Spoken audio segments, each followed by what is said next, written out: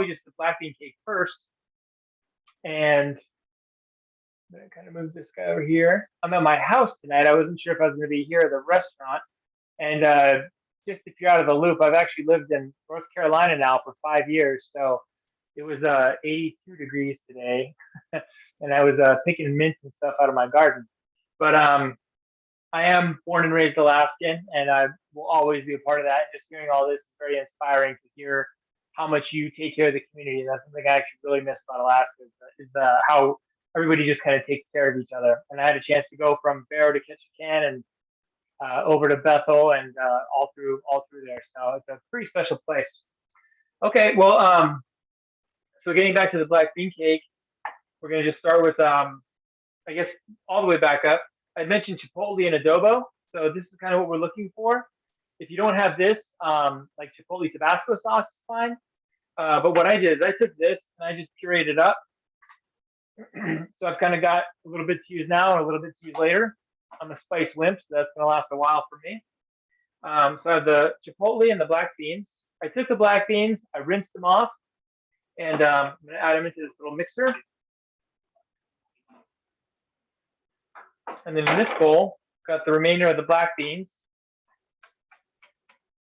So we're kind of going for the black beans. They're going to add the texture and kind of the binder, and then I left some whole for the texture on the bite when you're eating. I've got cumin, chili powder, and red pepper flake. 1 egg.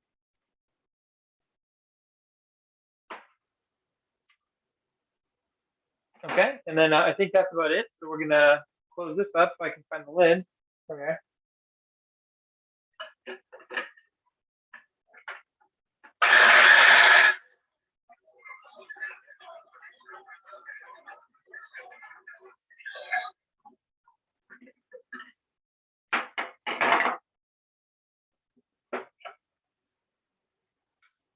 So we're gonna add this to the bowl. And some of these recipes, I've been doing a lot of Zoom classes and recipes lately, and some I actually got to do one in Metlakatla, or I'm sorry, in for Metlakatla or for Mount Isham High School in Sitka.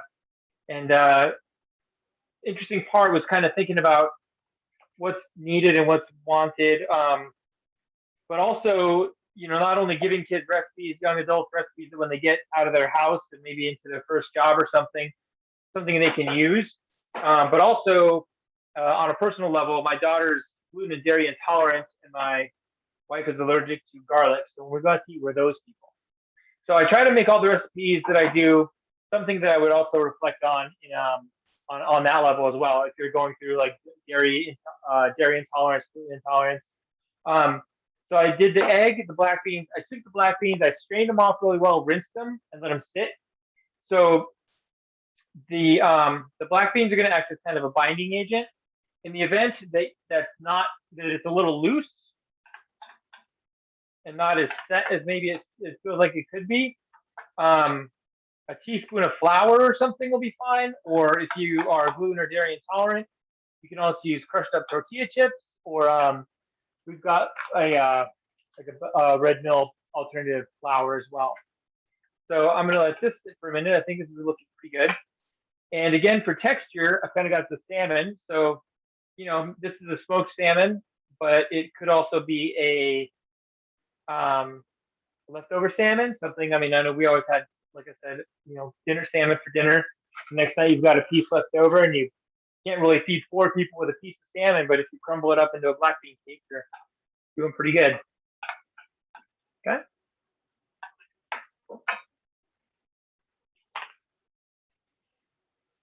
Always salt and pepper.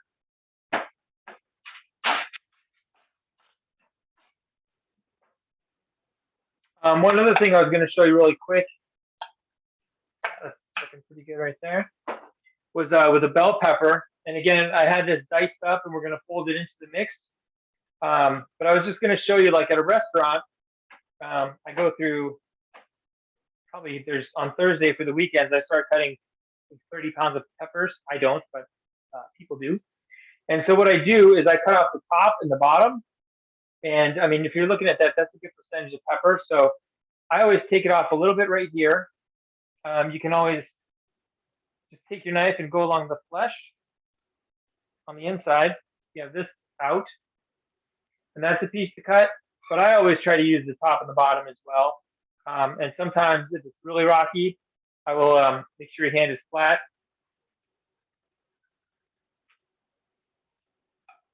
Okay. And what I always say for knife safety is pull your fingers in, and when you're holding something, work off the knuckle. Don't work off the edge. Missing fingertips, that's not fun.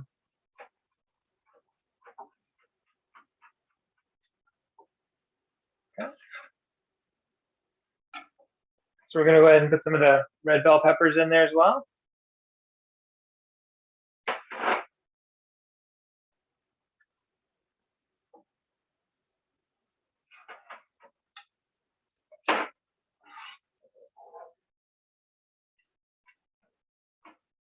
Okay.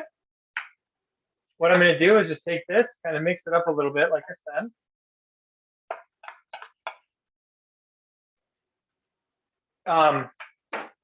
Depending on your comfort level, you can take it and actually put it in a pan, medium-high heat with a little bit of oil.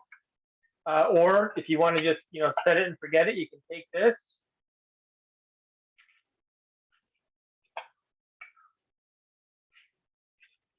And you do have raw egg in here, so that's something to think about. You don't want to undercook them. That's why it's like 10 to 12 minutes on the timing.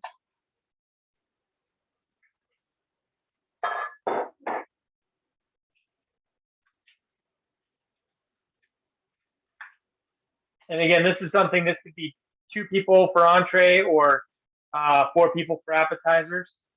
There's enough there to go around. Okay.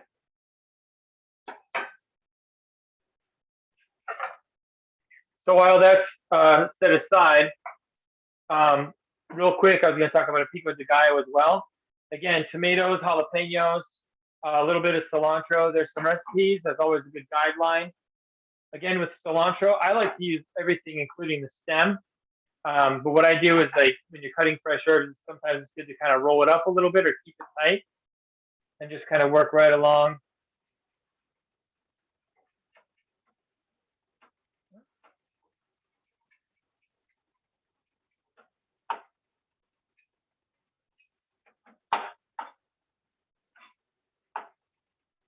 So I want to get all that stem in there as well. Okay.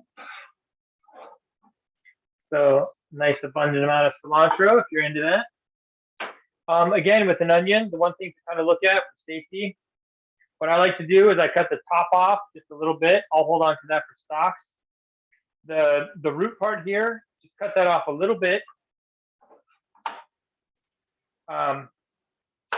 Take it right down the middle.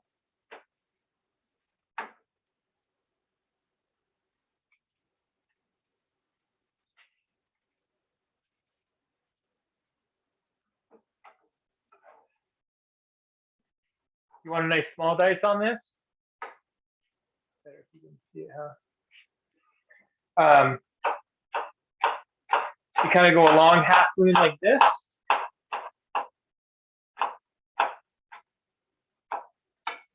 Cut into the onion a little bit just to make sure the sizes are uniform. Not all the way through, just a little bit right there.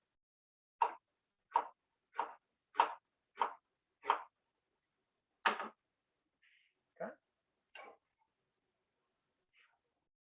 I did omit garlic from this, and that's something you could easily just smash a clove or throw a little bit in from a jar that you have. The main important part with this is once you salt it, the salt is going to break down some of the juices and the structures in the tomato, and it's going to make it nice. That's kind of basically where all the sauce comes from. Okay. So I'd say, honestly, I would make this probably a good 45 minutes before your, you could even make it the day before, honestly. And then one thing too, about a half a lime, depending on, I know Alaska lime, sometimes those citruses, they get moving for way, they go a long ways. But I'll roll it a little bit, and again, that breaks down the cell structure of the lemon or the citrus. And then you're not really worried about seeds with the lime.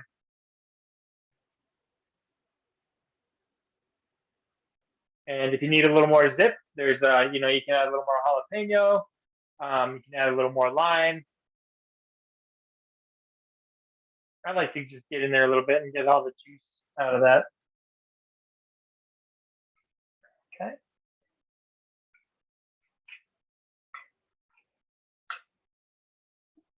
And this is something, you can make double this and have it for lunch the next day or the day after.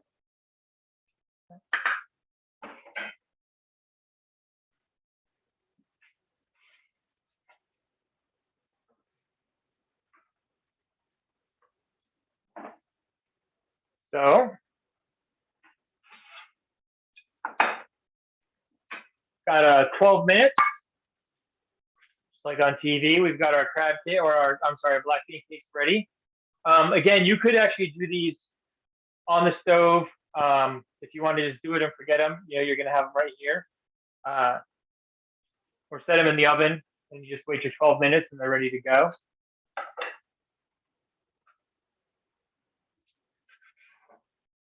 You can already see this kind of getting nice and saucy.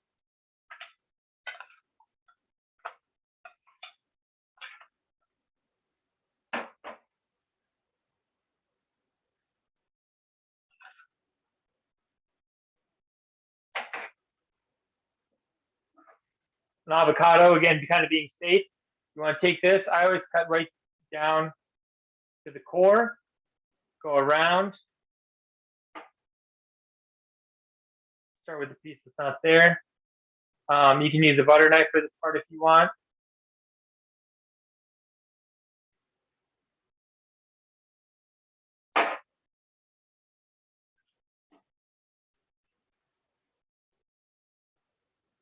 All right. There you go. Black bean cakes with salmon, pico de gallo, and a little bit of avocado. All right, Looks enjoy. awesome. That looks great. Thanks, Chef Rob. I'm going to turn it over to Stephanie so she can talk about our introductions for the Dorothy A. Jones Award and the Volunteer of the Year Award. Thank you, Jason. I think we're going to do one more giveaway. Thank you, Chef Rob. Oh my goodness. I can't wait to make that. That looks delicious. You guys enjoy the appetizer? Watching him make it? Wow. Okay, we're going to give away another one of Chef Rob's books, Fresh Alaska. And I have my little pile of stickies here. Shuffle. I can't really shuffle or they stick to each other. So just kidding. Another fun tidbit about Chef Rob is that he was hand selected several years ago. Rob, was it 2013? I can't remember when it was, but he actually cooked for the Obamas when they were in Alaska. It's the only chef to do that. So you're getting a cookbook by somebody who's cooked for a president. It's a pretty big deal. I'm going to grab a sticky here and then I will connect with this winner as well via the chat. So Mark Lackey, you get a Pace Setter Award and a cookbook. Are you still with us? I see Serena is still here. And I think it will be pretty easy for me, actually, since we do have CCS Early Learning participating in our Snack Sack days, just to get that over to you. So congratulations, Mark Lackey and or CCS Early Learning on your Fresh Alaska cookbook. And Stephanie, I believe we go back to you now. Thank you so much. I'm sure that all the lackeys will enjoy that, or the staff. They can share it. It can go back and forth between everybody. Again, thanks again, Chef Rob. That was amazing. It was so good. I learned some more things too, and I'm a big fan of like cooking shows. So anyway, thank you. And thanks so much for being with us today. The next part of our program is the Dorothy A. Jones nominees and award presentation. So really excited about this. Dorothy Jones was a prominent figure in the community for a very long time. She not only provided leadership, she was really instrumental in being involved in so many different types of things. And this award was established in 1993 by the United Way of Mat-Su Board to not only recognize her leadership, but to honor her after her passing. She not only was a remarkable leader, but dedicated volunteer. She really worked at all ends. She served on Mat-Su Borough Assembly, did a lot of things in Talkeetna as well, and made a difference for the health and community environment in the upper Susitna area on the latter part of her life. Just quickly, I want to announce some of before we talk about the nominees, is to announce who has won before. Also want to say that for a long time, United Way of Mat-Su did the Dorothy A. Jones Award, and many years ago, we realized we were getting nominations for something that people had done in the most recent year.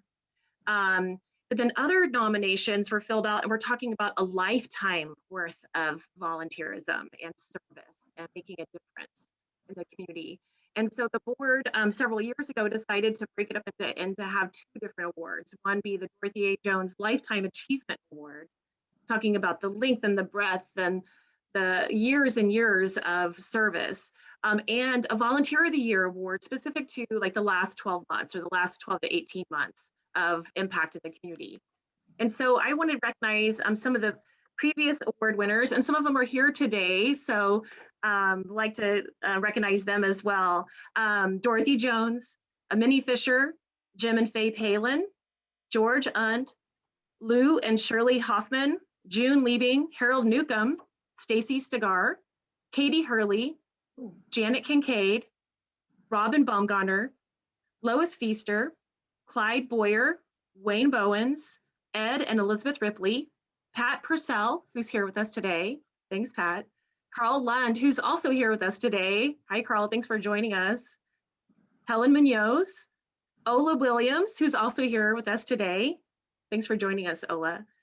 Mary Omer, Mary Jo Parks, who is also one of our nominees again today. Thanks for joining us, and congratulations on your nomination, Mary Jo. Al Castor, Karis Johannes, Cheryl Hampton, and Dan and Janet Kennedy. So without further ado, here are your nominees for the Dorothy A. Jones Lifetime Achievement Award.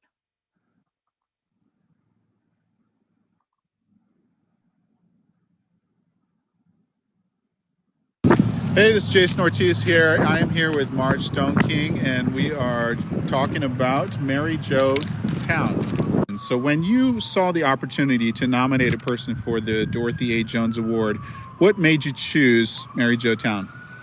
Mary Jo is a catalyst for community, and she has really built the local presence for AARP in the Mat-Su Valley.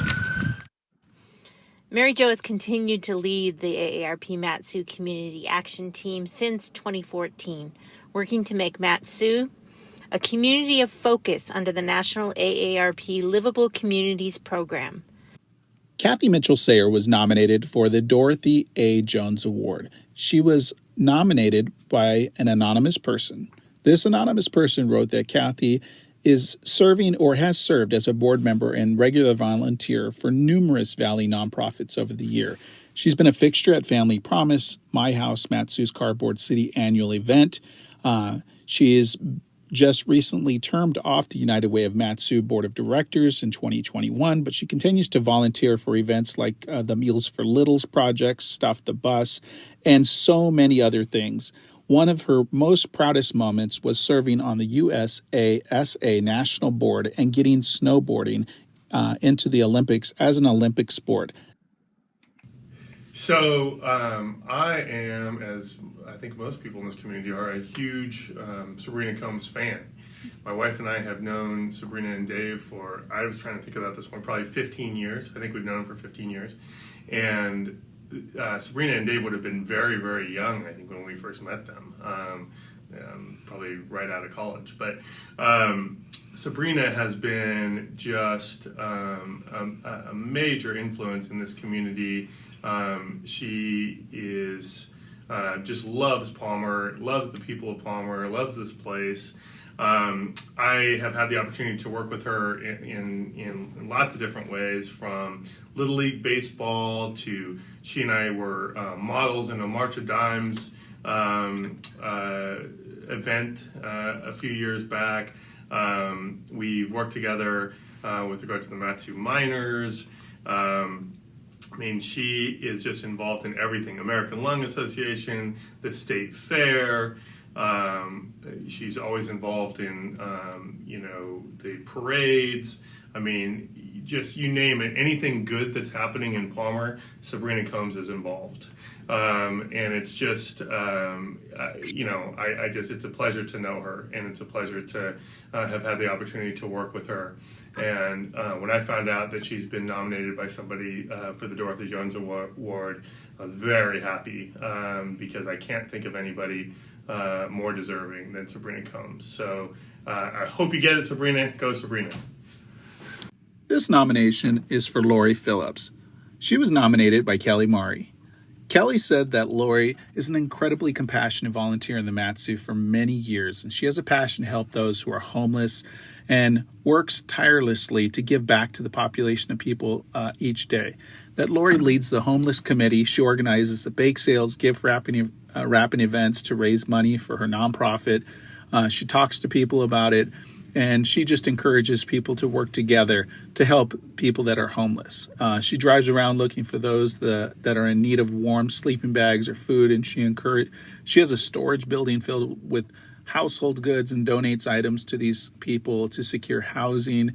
And she does all this without a salary. Her willingness to help people at all hours of the day and the night, advocate for those who are homeless, and organize, maintain, and support volunteers is absolutely amazing. Donna Anthony has been an outstanding volunteer leader in our Alaska community. I am nominating her for the Dorothy A. Jones Lifetime Achievement Award. Donna Anthony is kind of a hero of mine. Watching her do her job in the community as a Palmer police officer, and in the process seeing the people that she's serving and deciding, hey, someone needs to do something about this. When I saw an opportunity to nominate a person for this award, I definitely thought of Mary Jo Parks first. Mary Jo is a lady that has done all kinds of things for our community over the years. And most recently, she's really been doing a lot to help out those in need. During the COVID crisis, she went out and helped her neighbors and friends get groceries. She checked on people. She drove them to appointments and back. All of this on her own time and putting herself at risk. She also helped mentor and tutor students that were having issues, that weren't able to go to school and having to do online courses and things. She's definitely one of those ladies that does a lot for the community. And talk about brightening up people's days. Oh my goodness. Did you know that every single day she posts a flower of the day on Facebook just to make sure people can smile and see something pretty? She is definitely a lady I say goes above and beyond and deserves this award. Did you know that every single day she posts a flower of the day on Facebook just to make sure people can smile and see something pretty? She is definitely a lady I say goes above and beyond and deserves this award. I think Mary Jo Parks goes above and beyond in the community every day. Like I said, not only posting things on Facebook, helping her friends and neighbors when they're in need, particularly during this COVID crisis, and getting them back and forth to places. She's just one of those ladies that I look up to, and I really hope someday I have as much impact on my community as she has for the Matsu. I have known Dot Helm for about 6 years, and in that time, I've been so impressed with her volunteer spirit. She was a board member of the Matsu Trails and Parks Foundation, attended every meeting, always had contributions to make, and in addition to meetings, she also contributed other time on various projects like the Matanuska Greenbelt, and other causes that she really cares about.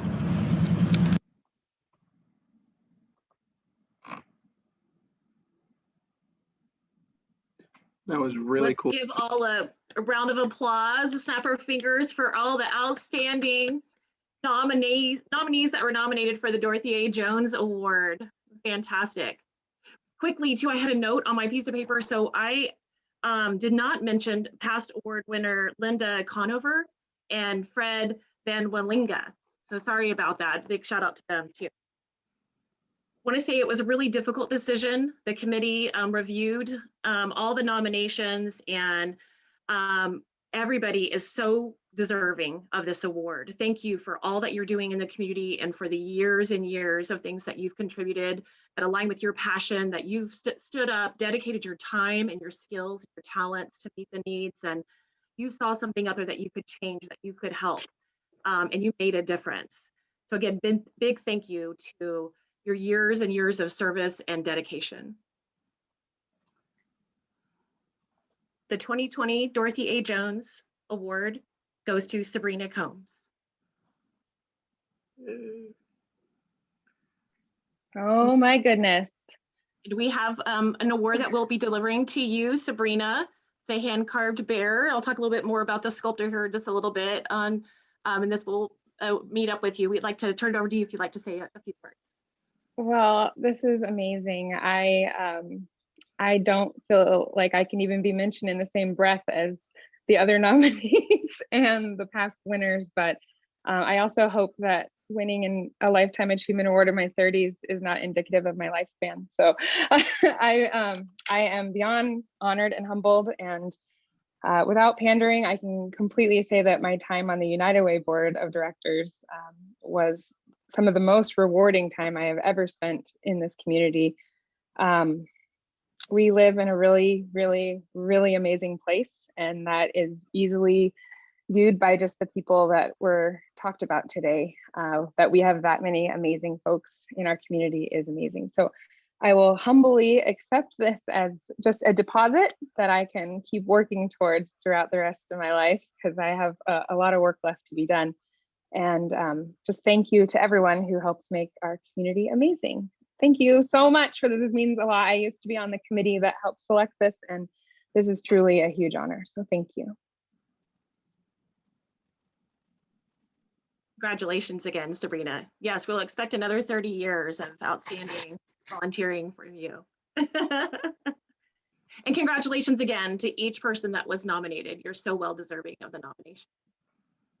And every person that was nominated for both categories for Dorothy A. Jones Lifetime Achievement as well as Volunteer of the Year, you'll be getting these beautiful little tumblers. Oh, Michelle, you picked yours up too. We're both showing you, and it says thanks for being awesome on it. So we'll be delivering those to you. I'd like to just take a few minutes to talk about April is National Volunteer Month. So we haven't talked about that yet. We're here today not only to celebrate our business sponsors and the wonderful things that through supporters, the work that's happening in the community. Jason did a great job of showcasing all that work.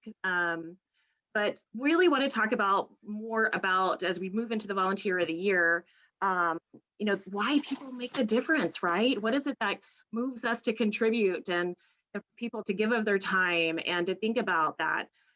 Today, people are striving to lead lives that reflect their values, and the expression of service has really evolved. And I think we've seen that a lot since the pandemic started, whether online, at the office, you know, people are volunteering virtually nowadays, which is really something that has changed and it continued to grow. People are helping more at local food banks and helping to get out the vote, lending their voice to make change for social justice issues that they really care about. And so today we want to recognize that, recognize everybody, celebrate everybody that's made a difference. Early on in the pandemic, I was blown away by the amount of people that were sewing masks and delivering the masks and delivering food boxes to seniors on their front doorsteps, and virtual knitting circles. People were coming together in Zoom rooms and in team meetings and knitting together and still connecting with one another, but then donating those blankets to family shelters, and helping out at vaccine clinics and picking up trash. We still see a lot of those things. Fostering dogs. There's a lot that can be done through just giving back, just a little bit of time. And just want to pause and really just celebrate that April is National Volunteer Month. And we're so thankful for each and every one of you and the impact that you make through volunteering in the community.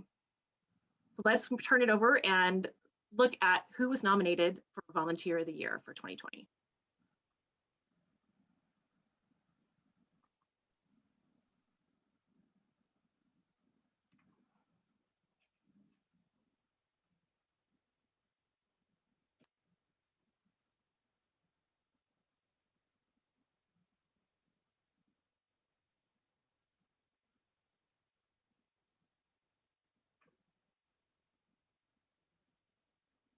Well, Stacy Lobdell is the sort of person that comes to mind immediately when you say volunteer.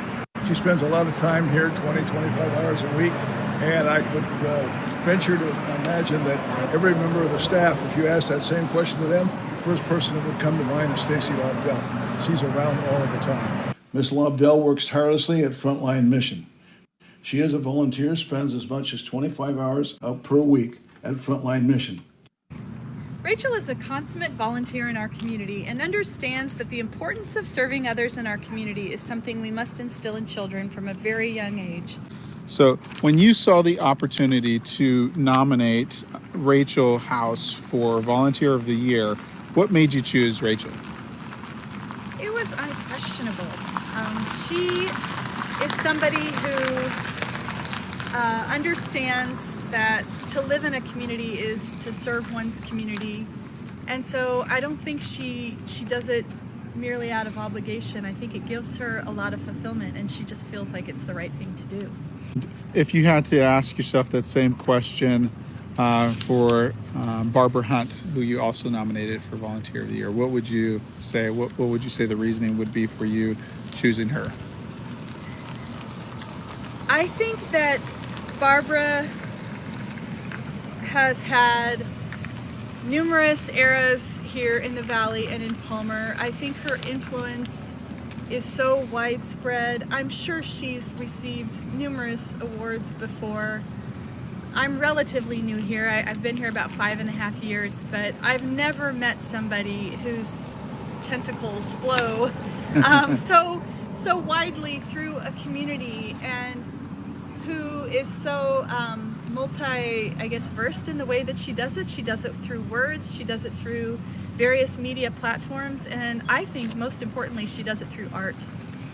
I'm here with Becky Stopa, and Becky nominated Brenda McCain for Volunteer of the Year, and just wanted to ask you a couple quick questions, Becky. So when the opportunity came open to nominate a person for Volunteer of the Year, what made you choose Brenda McCain?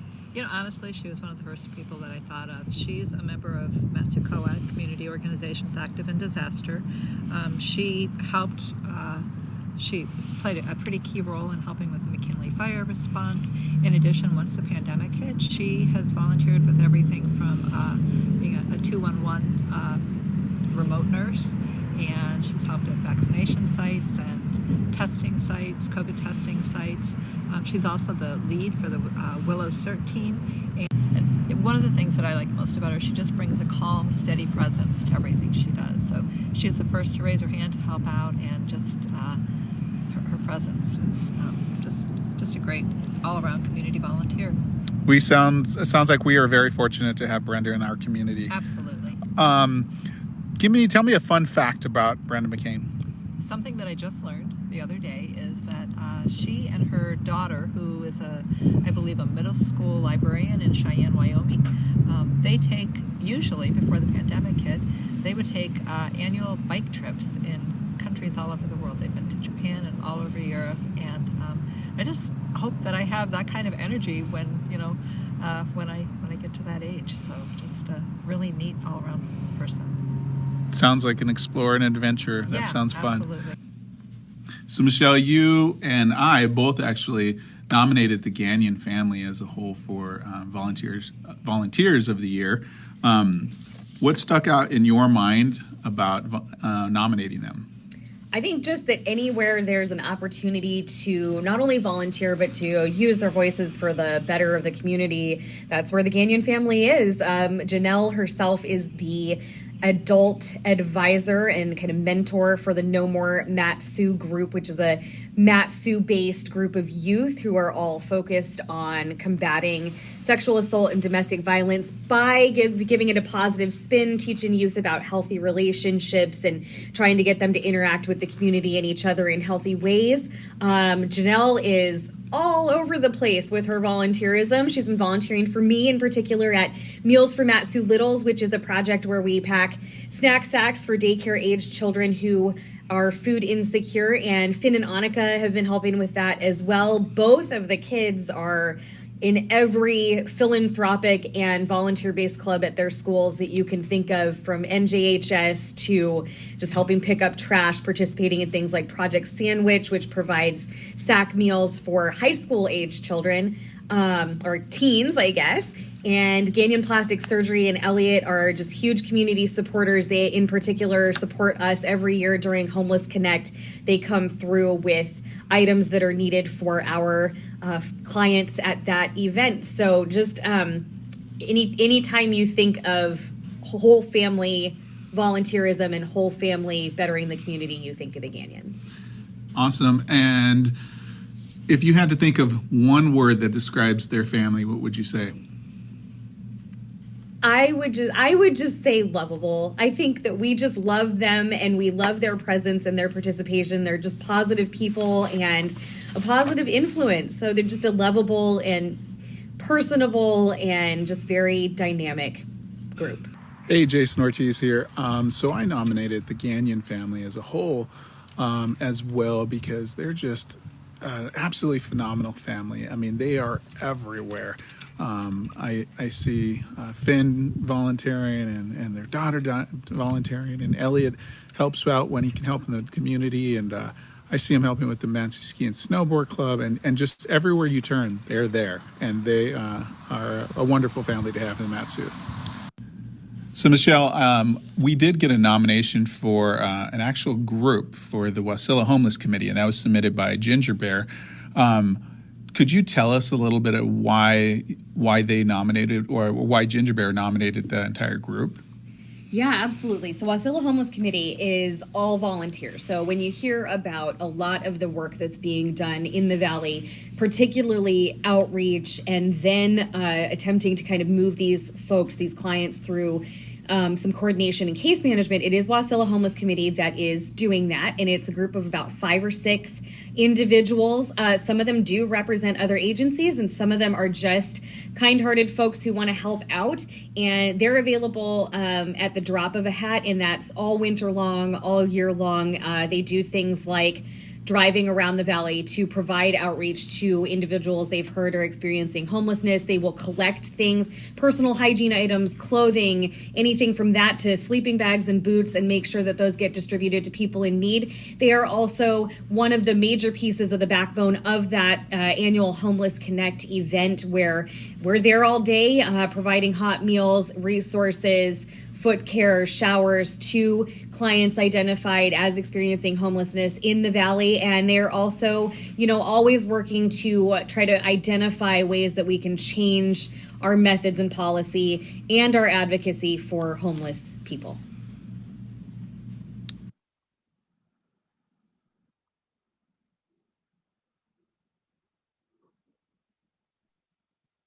I'll give a round of applause to our nominees for the 2020 Volunteer of the Year Award. It's amazing. Oh my goodness. Just so inspired by all the great work that's happening, and just want to take time to salute each and every one of you. You've inspired creativity, you've inspired new ways of giving back, you've been leading movements and strengthening our community and delivering comfort and delivering joy and providing a support system for not only the agencies, but for the people that are going to the agencies and tapping into those services that are being provided, or connecting to services that are in the community. again, each and every one of you, again, we salute you and thank you so much for the amazing effort that you have contributed to our community. I have another bear sculpture. If you can see it, look how cute it is. It's really awesome. And this is a very hard decision. I think every year this happens. We put ourselves in the situation we wish we could give everybody an award because everybody is so deserving to be recognized and be the winners for Volunteer of the Year. Again, it was a very difficult decision. The 2020 Volunteer of the Year award goes to Brenda McCain. Congratulations, Brenda. Okay, unmute on video. Oh, well, I didn't see that coming. So, well, thank you very much. I didn't prepare anything to say because I didn't expect to receive that. Well, thank you very much. I have to say, you know, I was looking at the list of people that are here, and I have worked with so many of you for so many years through so many things, and it's just been such an honor, and I can't thank you enough for this. And when I heard that Becky nominated me for this, you know, I wear a lot of hats in the community, and it actually meant a lot to me that so much of it was focused on my commitment to health promotion, because I've been a nurse for 44 years, you know, and so that just meant the world to me. But thank you very much. And it's an honor to work with all of you. So thank you. Congratulations again, Brenda. Okay, thank you. So, okay. When I left with getting a vaccine at Ravenhall, Brenda was there helping out. I mean, she's everywhere. What doesn't she do? Thank you so much. I just can't believe this. Yeah. Everyone nominated was amazing. I mean, I had tears in my eyes listening to all the things that people do. You know, it's just amazing group. You know, I always say, like up in Willow and really across the valley, everything that happens depends on the volunteers. It really does. You know, it doesn't matter. If it were not for the volunteers, so much wouldn't happen, you know, and so I'm proud to have all my disaster friends. So thank you very much. Okay. Bye-bye. Thanks, Brenda. Okay. Again, congratulations to each person, each one of the nominees.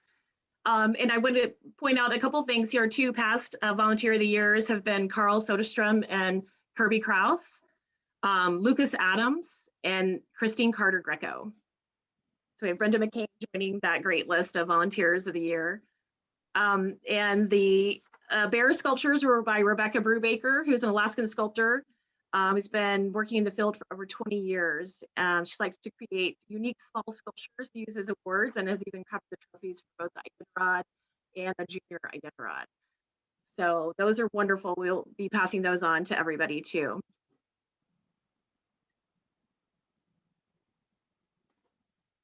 Well, wanting to transition, I know we're moving back into just looking at the program to have Chef Rob and his entree.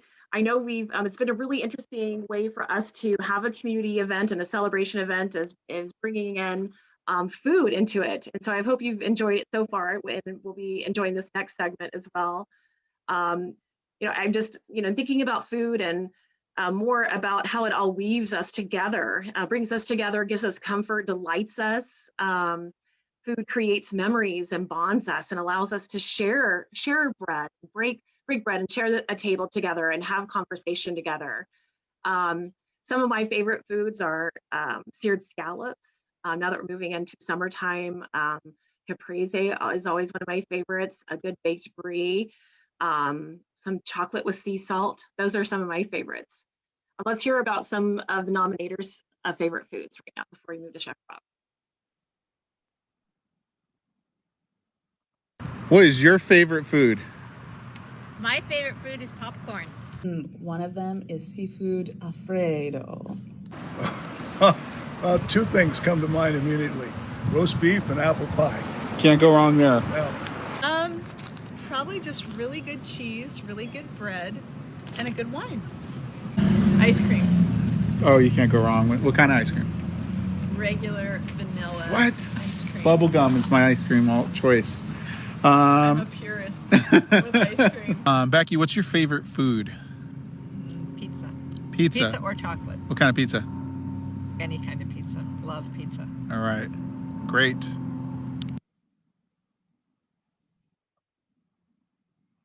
Well, thank you, everybody. That was so much fun to see everything.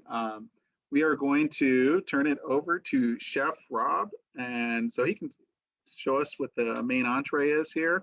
I guess I would say my favorite food for probably the last 2 weeks has been a tacos queso birria. It's like a tacos that are marinated and with beef and cheesy sauce all over them, and they're really good. So kind of changes by the week, but that's my favorite food for the last couple weeks. And Chef Rob, if you want to take over from here, we'd love to see what you got going on for the entree.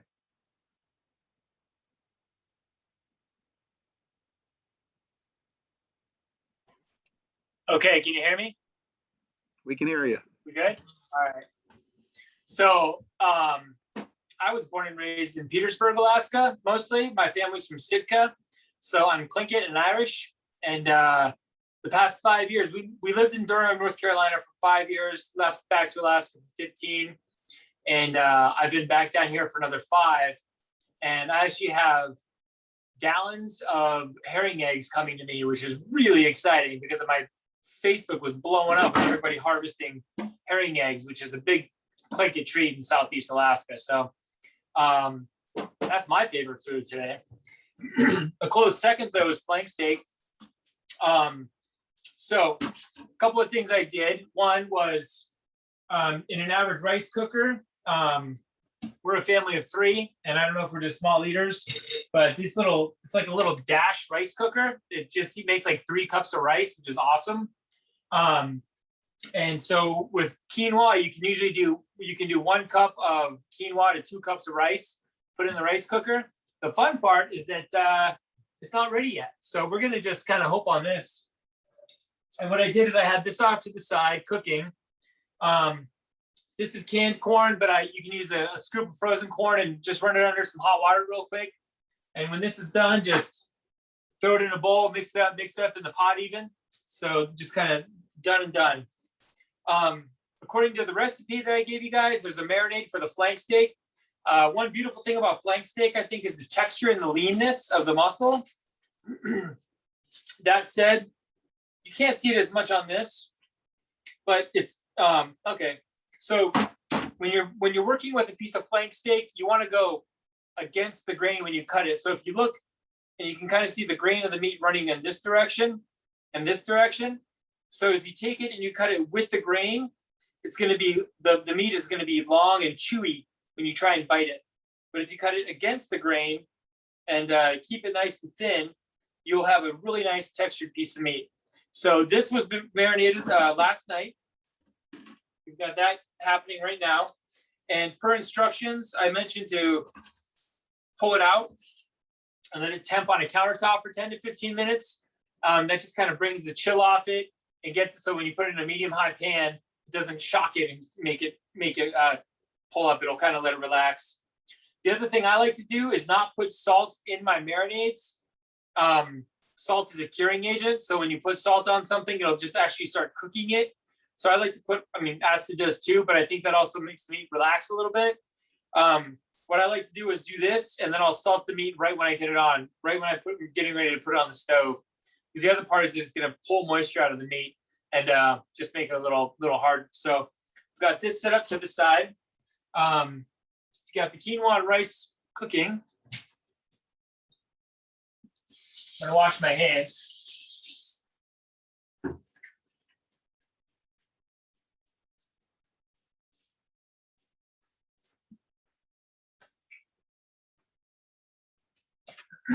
So flank steak, quinoa, and we're doing a really nice chimichurri sauce. I gave ingredients to it.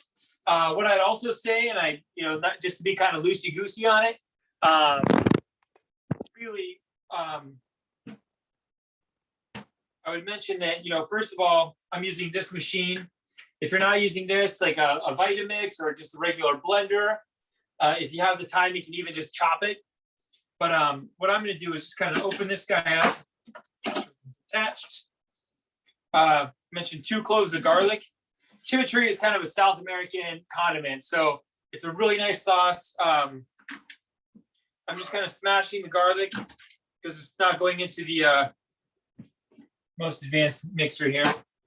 I've got a little bit of mint, cilantro, and parsley. Mint, cilantro, and parsley. And again, the kind of beautiful part about this, I'll make it in a batch where I will actually just take the whole thing and just kind of chop it up. So I'll rinse it off. I have the stems and all, and I'm just going to kind of go for it. So if I was making this at my house, well, I guess I am, right? I would get 1 bunch of parsley, 1 bunch of cilantro, and then as much, you don't want a whole lot of mint, but you kind of want, it's just like a nice refreshing kind of flavor at the end to cut all the assertiveness. So I just kind of did a little rough chop on this.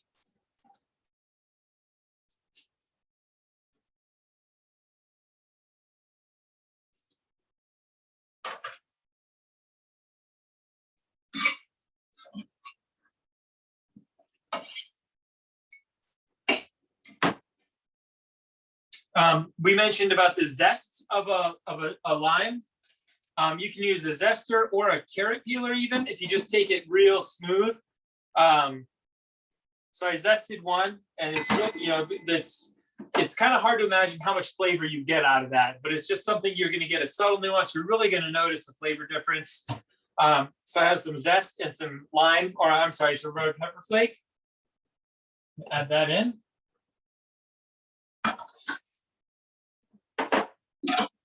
Again, just kind of I'm thinking I'm going to need 2 because I went a little nuts on the herbs.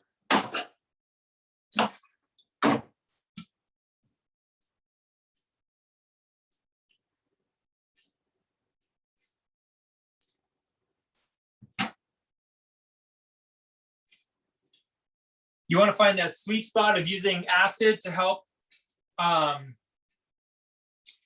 some flavor and cut through the richness of the beef, but you don't want to kill all the herbs with it either, and have it, get all gray and stuff.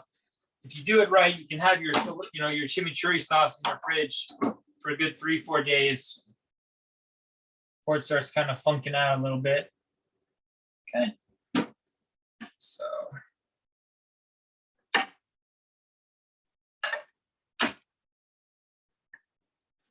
All the good stuff in there. We can figure out how to make this thing work.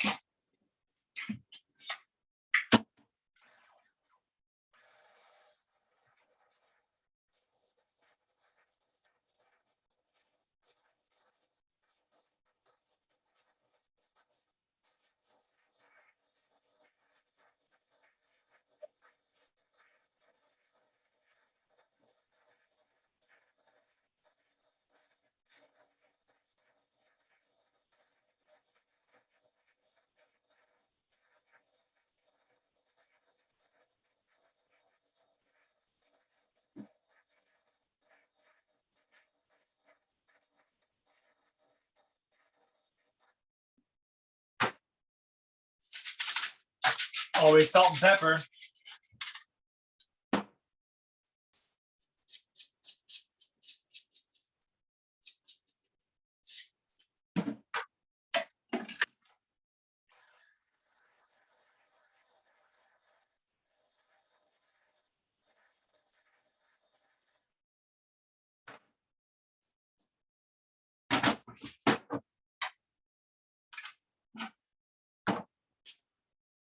So this one's a little chunky. If you have a Vitamix, it would be a little more refined, or kind of smoother. But I like the texture on this, and honestly, not too long ago, they were just using mortar and pestle on there. So we're gonna pull this off to the side for the sauce. All right.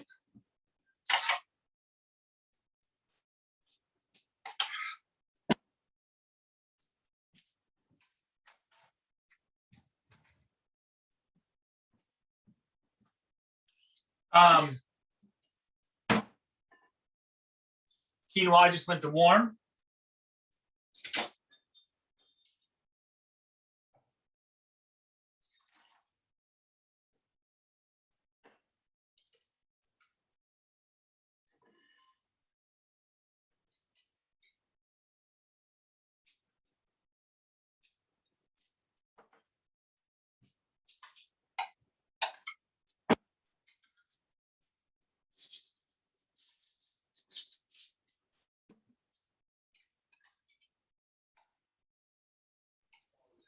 Chef Rob, what got you into cooking? What got me into cooking?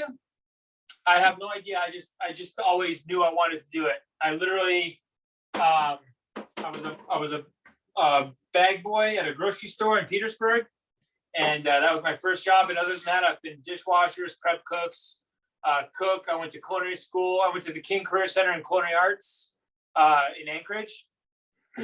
And this was a long time ago, before there was internet or a Food Network. So my chef instructor started talking about the Culinary Institute of America. And I said, well, I don't care as long as I get out of Alaska, because I was 18 and grew up here. And so I went there for 2 years. I spent 2 years down in New Orleans at Emerald's second restaurant, Nola. And then I moved back to Alaska for 5 years. I worked at Saks Cafe. I worked on the train for a summer. That was only 3 years, I guess. And then my wife and I moved to Durham for 5 years, back to Alaska for 15. And I think the kind of amazing part is that no matter where I, like when I was in my early 20s, I just wanted to be a really good cook. And then I got into my late 20s and I got into baking a little bit. I started working in the front of the house a little bit. Started focusing on local foods. And then I moved back up to Alaska. And that's when I not only started working with farmers and the farmers markets and all that, but then being Alaska native, I started thinking, people say, oh, Alaska's a food desert. Well, how can there be 10,000 years of history with people up there if it's a desert? So kind of really paying attention to that. And a lot of the information in the book is in the book and some of the videos online and stuff, but it's been amazing because if you were to do that in North Carolina, you can drive to Cherokee in 5 hours, but in 5 hours, you could be nowhere in Alaska. So to see the difference in the people, the culture, the rituals, the food, the environments, I mean, it's just amazing to see that as far as like the diversity in Alaska. I mean, you can be born and raised up there and never leave the road system, and you'll never know a third of the story about what is Alaskan. So, but for me, that's kind of been the amazing part. And then catering I've done, when I was up in Alaska, I actually catered a 15-person house party for President Obama when he was up for 3 days. Just telling a friend of mine, I catered for Al Roker when he came up for the Today Show. That was probably 6 years ago. So that's been really, really amazing too, to be able to highlight local and traditional foods on a national platform or internationally, even on some stages. We'll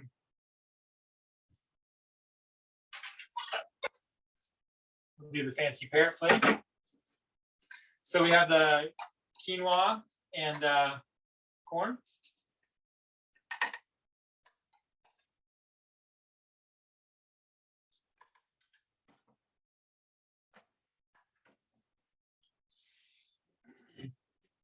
I tend to cook the flank medium-high heat, put it in the pan, and what happens is you don't want to make the pan cool down too much, but you don't want the meat to get burnt and stick either. So medium-high will actually drop the meat on there. It'll cook, it'll stick. I'll go like a minute and a half and then flip it. And so I did a minute and a half, and depending on the thickness, this is a little thicker, so I actually kind of dropped it in the oven for a few minutes as well. And once I did that, I let it rest. And you can really see here, you can see this is the grain. It kind of goes this way. I guess the best way to say is like if it was string cheese, it would look like you would pull the meat this way. You would pull the protein this way. So that said, when I take it out, I'm going to cut against the grain. And so about a minute and a half, and then I left it in the pan and let it cool down. So it's actually going to be probably a good medium, which I personally think that's where it's at when you're eating flank steak. Oh yeah. Again, keep your fingers in. Make sure your knife is sharp.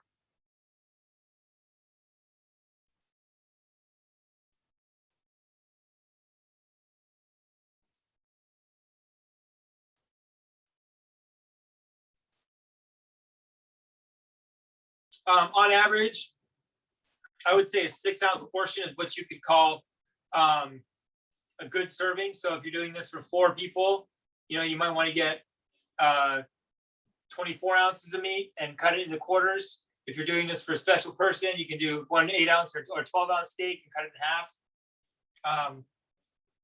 But there you go. Nice little color on that. So we're going to take this. And it all fancy like they do at the restaurants. And then a little bit of the chimichurri, or a lot actually, because this is one of my favorite sauces. This is the kind of thing it's worth having in your refrigerator for a few days, just to put it on whatever you're eating for lunch, and then dinner, maybe breakfast if you wake up late. There you go. Flank steak, quinoa corn, and a chimichurri sauce. All right.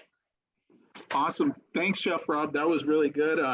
I would challenge whoever makes this meal, you guys should post it or send it to us so we can like put a montage of photos together of everyone's. I'm really excited to make it this weekend. So I'm going to turn it over really quick. Well, I guess what we could do, any other questions? I feel like we kind of asked questions as we were going along in the chat, but does anyone else have questions? If you want to throw it in the chat, or you can unmute yourself. Well, if you guys want to think about it, I'm going to go ahead and turn it over really fast to Michelle so she can do another drawing here really quick. And so, Michelle, take it over. I do have a quick question. Hey, Rob, can you fire off just a quick tip about how to get the corn prepped and then added to your quinoa?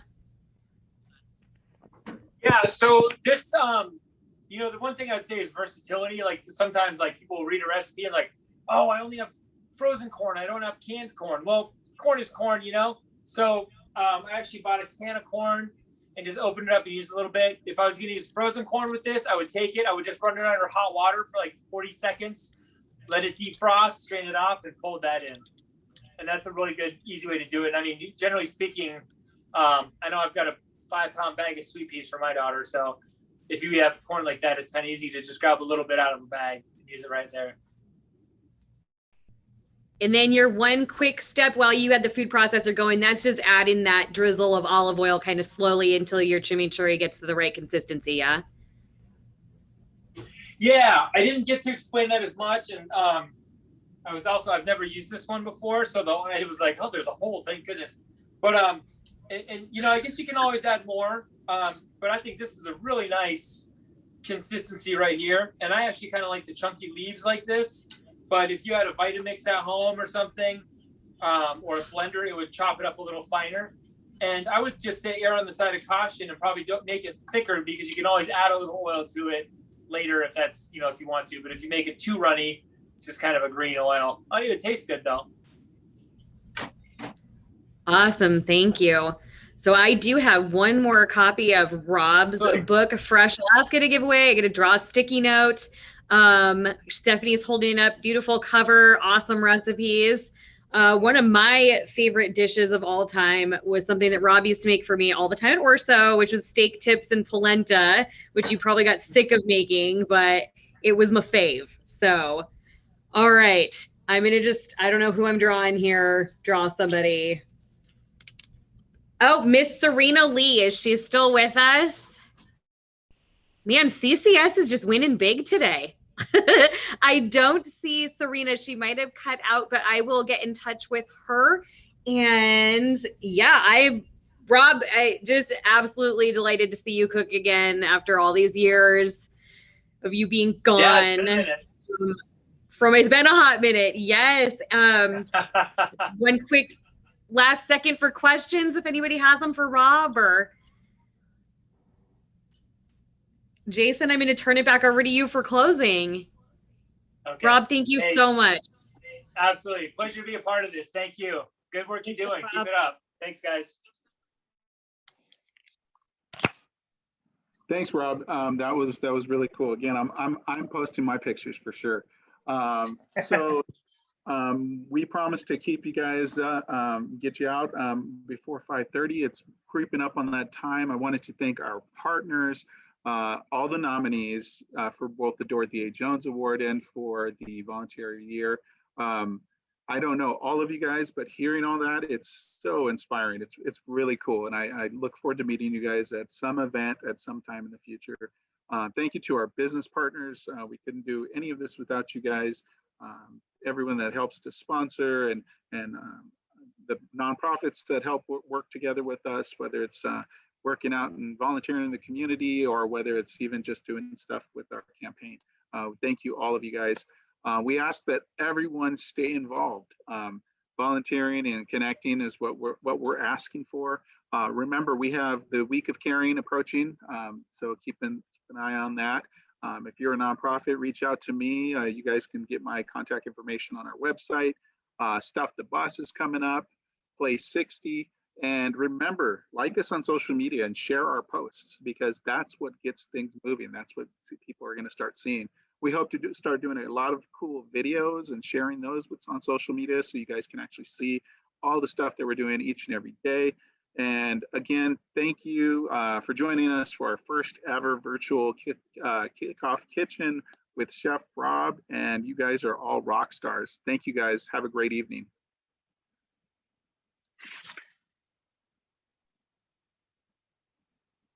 Thank you, everyone.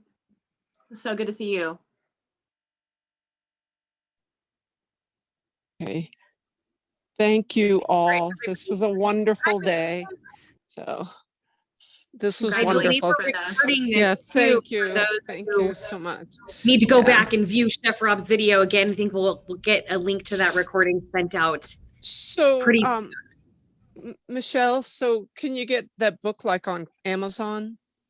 Do you know, or do you know Yeah, how I you could sure get you sure can. It is Okay. also available on Chef Rob's website, which is just his last name. We got it from Fireside okay. Books and Palmer too, Brenda. Oh, so okay. available Yes, globally too. Oh, okay. I have There's several places. I believe Barnes and Noble has it. I know the Anchorage Museum store has it. Okay. So Okay, I'm going to Palmer. I'm coming home Friday and I have to go to Palmer to get my horse to bring him home on Saturday. So maybe I'll go by Fireside. So, okay. All right. Well, this was wonderful. Really super. Thank you very, very much. I love you guys. Okay. Bye-bye. Take Bye. care, Brenda. Thank you, Becky. Bye-bye. Thank you.